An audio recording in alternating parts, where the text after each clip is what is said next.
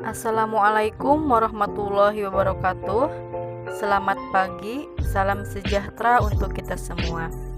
Perkenalkan, nama saya Winang Wulandari, mahasiswi Sekolah Tinggi Ilmu Ekonomi Latifah Mubarakiyah Suryalaya dengan NPM 2101121 dari Prodi Manajemen kelas 1D.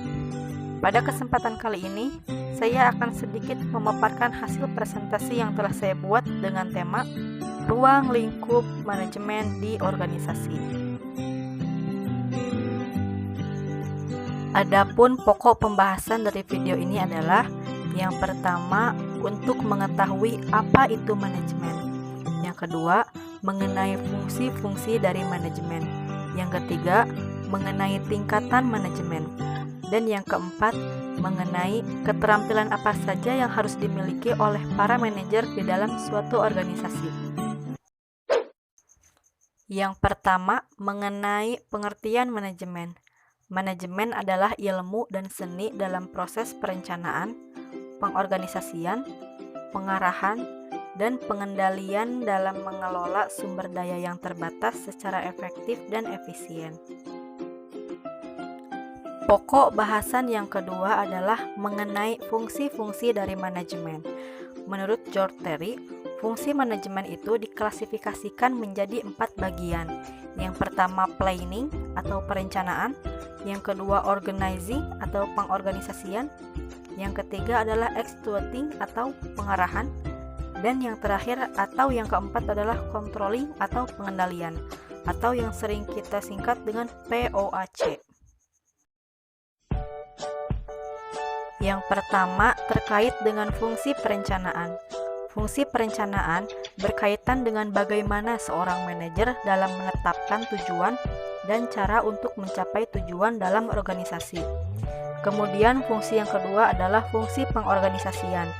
Fungsi pengorganisasian berkaitan dengan bagaimana caranya untuk mengatur pekerjaan dan orang-orang atau sumber daya manusia yang akan melaksanakan pekerjaan tersebut. Dan fungsi yang ketiga mengenai pengarahan.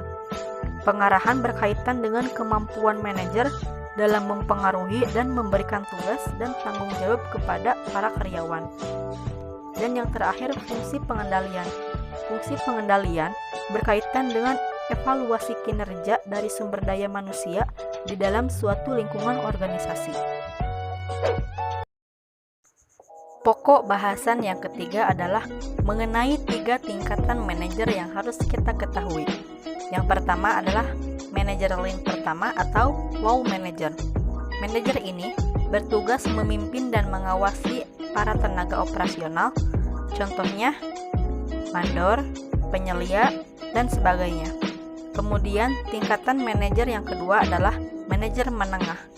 Manajer menengah bertugas untuk mengawasi dan mengarahkan manajer-manajer lainnya. Contohnya, kepala departemen ataupun kepala bagian.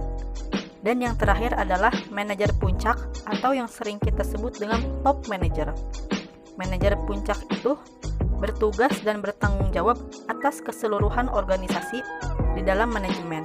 Biasanya, manajer puncak itu adalah presiden direktur, wakil presiden direktur, atau yang sering kita sebut dengan CEO. Pokok bahasan yang terakhir adalah mengenai keterampilan-keterampilan apa saja sih yang harus dimiliki oleh seorang manajer. Berikut penjelasannya.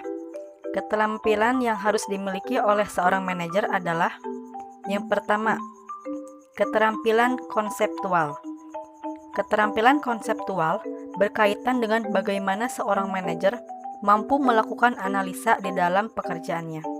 Kemudian, keterampilan yang kedua adalah keterampilan kemanusiaan atau yang sering kita sebut dengan human skill, di mana di sini manajer harus bekerja dengan memahami dan memotivasi orang lain di dalam organisasi. Dan keterampilan yang terakhir yaitu technical skill, di mana seorang manajer harus mampu melakukan pekerjaan dengan memberikan panduan mengenai prosedur-prosedur, aturan-aturan kerja, dan alat-alat yang digunakan dalam melakukan pekerjaan. Demikian video pembahasan mengenai ruang lingkup manajemen di organisasi. Mohon maaf atas segala kekurangannya. Terima kasih. Wassalamualaikum warahmatullahi wabarakatuh.